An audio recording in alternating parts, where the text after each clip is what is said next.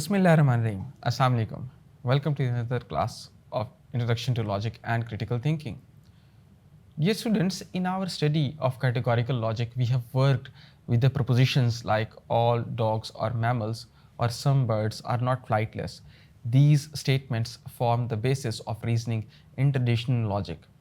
However, one subtle but one important question arises that do these propositions imply that the things that they talk about actually exist? This question leads us to the concept of existential import, which plays a key role in interpreting categorical propositions accurately and understanding how they relate to one another, especially within the square of a position. Now let us understand what is existential import. Existential import refers to whether a categorical proposition implies the existence of the subject terms members. In simpler words, when we say that all unicorns are white, we are claiming that the unicorns actually exist. Or are we simply describing what would be if true if unicorns existed? If a proposition implies that the class it talks about has at least one member, we can say it has existential import. If it does not imply actual existence, it has no existential import. This may sound abstract, but it has very real effects on how we evaluate the truth of categorical propositions and how they relate logically to one another. Dear students, in traditional logic or the logic of the Aristotle school of thought, every categorical proposition was assumed to have existential import. That is, whenever you said that all SRP or no SRP, you were also implying that at least one S actually exists. For example, all cats are mammals, traditionally understood to mean that there are cats and every one of them is a mammal. Or no dragons are reptiles would imply that there are dragons and none of them belong to the class of reptiles. Now, this assumption made sense in the Aristotle's time because logic was seen as the study of reasoning about things that actually exist in the world. But as the logic developed, the domain thrived, especially with the rise of the modern symbolic logic. Philosophers and logicians began to question whether universal statements truly imply existence or not. Modern logic, let us discuss some modern logic as well. In modern logic, the assumption of the existential import is dropped out for universal statements, that is for A and E proposition. According to the modern logic, the A proposition, that is all SRP, does not imply that any S actually exist. And in the case of E proposition, that is no SRP, also does not imply existence. However, the I propositions, some S are P, and the O propositions, that is some S are not P, do not imply existence because the word some clearly means that at least one. Now let us look at an example. Take the statement all unicorns are white. In modern logic, this statement is very much true, almost untrue, sorry, because there is no there are no unicorns to exist it. Now there are some no counter examples as well, like no unicorns that are not white, because there are no unicorns at all. However, in traditional logic, all unicorns are white would be considered false because there are no unicorns and therefore no existing subjects for the statements, for the statement to apply to basically. This is the key difference. That is, traditional logic requires existence, whereas the modern logic does not require it. Now, let us see the effect on the square of a position. The difference in the existential import creates major changes in how we interpret the square of a position that we studied earlier. In traditional logic, because all propositions were assumed to have existential import, the full set of logical relationships held true, including the contrary, subcontrary, and subalternation.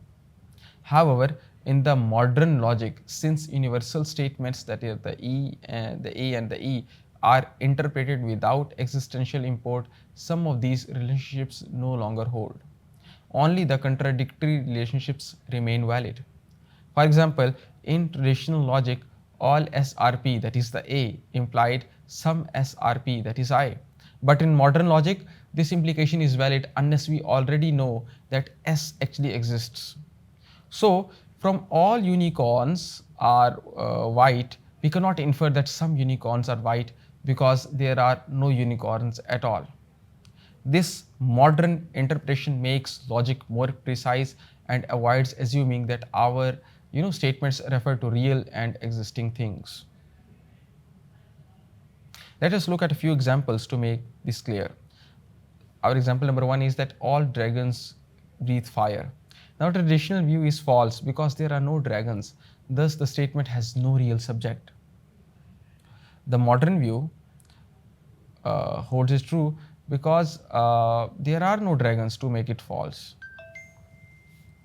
Then we have the second example, that is no mermaids are mammals.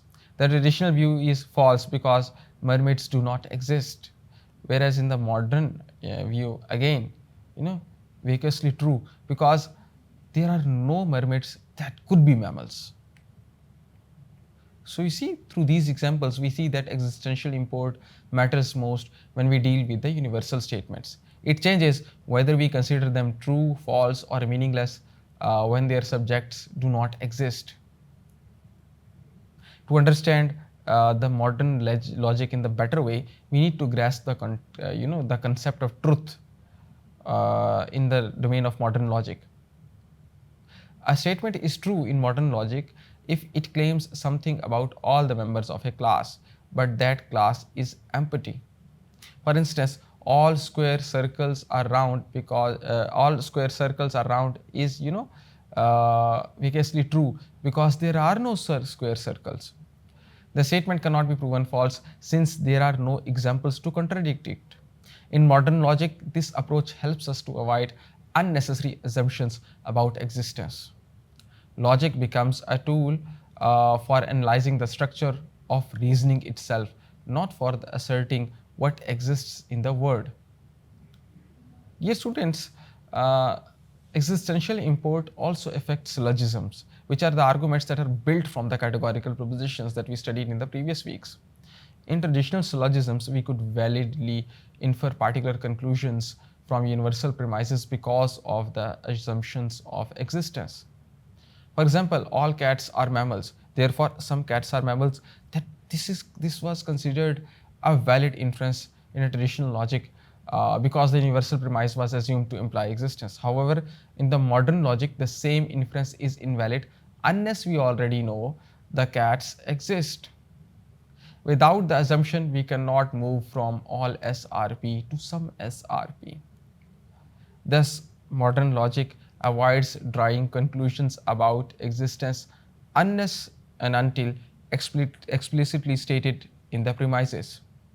You might wonder why this distinction between the traditional logic and the modern logic matter that I have been discussing in whole this lecture.